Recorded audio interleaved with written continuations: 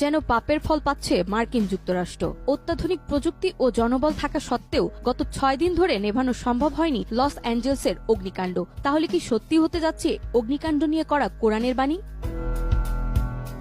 পবিত্র কোরআনে ইরশাদ করা হয়েছে, আমি জালিমদের জন্য প্রস্তুত করে রেখেছি অগ্নি, যার বেষ্টনী তাদের পরিবেষ্টন করে রাখবে। তারা পানীয় চাইলে তাদের দেওয়া হবে গলিত ধাতুর মতো পানীয়, যা তাদের মুখমণ্ডল দগ্ধ করবে, এমনকি নিশ্চিহ্ন করে দেবে তাদের বসতি।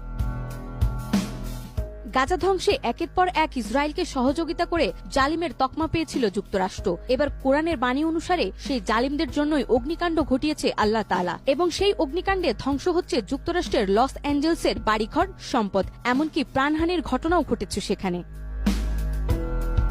মহান আল্লাহ তাআলা আরো বলেন, তুমি কখনোই মনে করো না যে জালিমরা যা করছে সে বিষয়ে মহান আল্লাহ উদাসীন। আসলে তিনি সেদিন পর্যন্ত তাদের অবকাশ দেন যেদিন সব চক্ষু স্থির হয়ে যাবে।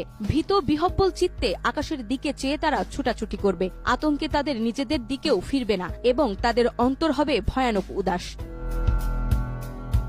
বর্তমান যুক্তরাষ্ট্রের দিকে তাকালে কোরআনের প্রতিটি বাণীর চিত্রায়ন দেখা যায়। লস অ্যাঞ্জেলসের অগ্নিকাণ্ডে আতঙ্কে বাড়িঘর ছেড়ে অন্যত্র যেতে দেখা যায় সেই অঞ্চলের বাসিন্দাদেরকে।